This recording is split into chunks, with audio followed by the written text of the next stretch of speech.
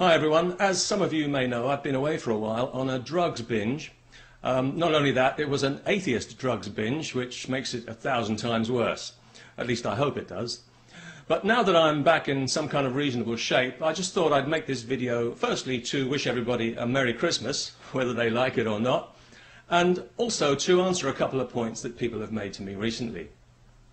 Somebody said, you know, you're not going to win the battle of ideas by insulting people you disagree with, which is a fair point. Or it would be if we were engaged in a battle of ideas. But unfortunately, religion doesn't have ideas. It has dogma. And the purpose of dogma is to get in the way of ideas, to stamp them out and kill them off before they succeed in changing anything. Because, as everyone knows, change to religion is pretty much what kryptonite is to Superman. It's about as welcome as garlic to a vampire because it threatens the position of those who control religion for their own narrow, ignorant, selfish ends. And secondly, I don't insult people because I disagree with them. People who believe in, say, things like spiritualism or astrology, even though I don't believe in those things myself. Although I have to say, I think the planets do influence our lives. Mainly by not crashing into us, which I think is quite considerate of them really. But if astrologers were demanding special privileges all the time and insisting that their beliefs be allowed to dictate the behaviour of others, then I'd probably adopt rather a different tone.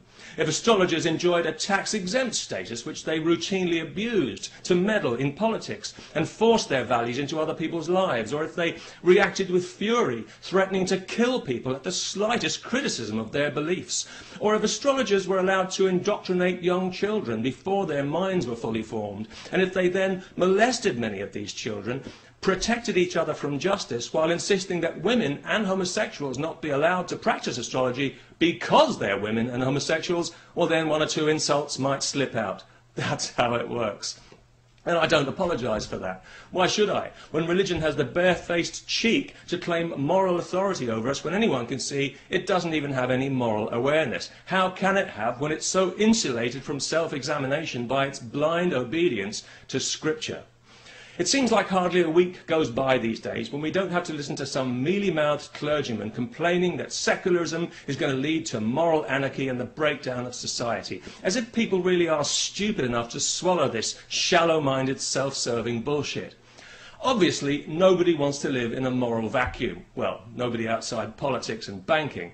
But far from filling this vacuum, as it always claims, religion has actually caused it by using Scripture as a vacuous substitute for genuine morality, by denying people the chance to formulate their own, more substantial moral bearings in the only place that you find anything of real value, and that's within. If it hasn't come from within, it isn't worth a damn, and you know that in your heart. You know it's been put on like a cheap Sunday suit, and it's as phony as a clip-on bow tie. If you get your morals uncritically from Scripture, you're really no better than a dog who's afraid to steal the meat because he knows he'll be whipped. He'd love that meat more than anything, but like you, his finely tuned moral compass keeps him on the straight and narrow. What a good dog he is. Of course, a dog doesn't have a soul, apparently, so he doesn't have the problem of having to live forever. But you do, and you know that you'll be whipped forever if you even think about touching that meat, you bad dog, you miserable sinner. Now, maybe this doesn't apply to you because you are in fact a happy worshipper. Maybe you embrace the Lord every day with a joyful heart, and that's great. But surely you realize that the moment you change your mind about the Lord and stop embracing him, you're setting yourself up for some terrible eternal torture. Don't you ever feel as if somebody is shooting at your feet to make you dance? Because that's how it looks to a neutral observer. Now, maybe that's just my ignorance talking, because that's something else I get accused of quite a lot. Somebody said recently, you know, clearly you just don't understand what a person's faith actually means to them. For me, she said, it's like the water of life. And I thought, what a great phrase, the water of life, without which, of course, there can be no life.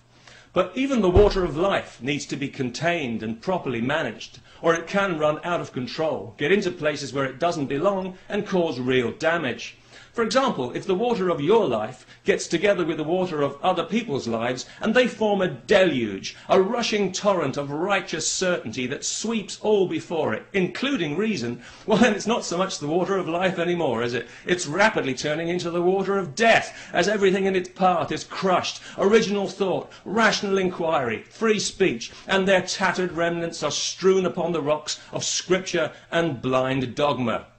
What's needed here, obviously, is a dam to contain this water of death, convert it back into the water of life, and give us all a chance to switch on a light bulb in our minds. And that's where secularism comes in.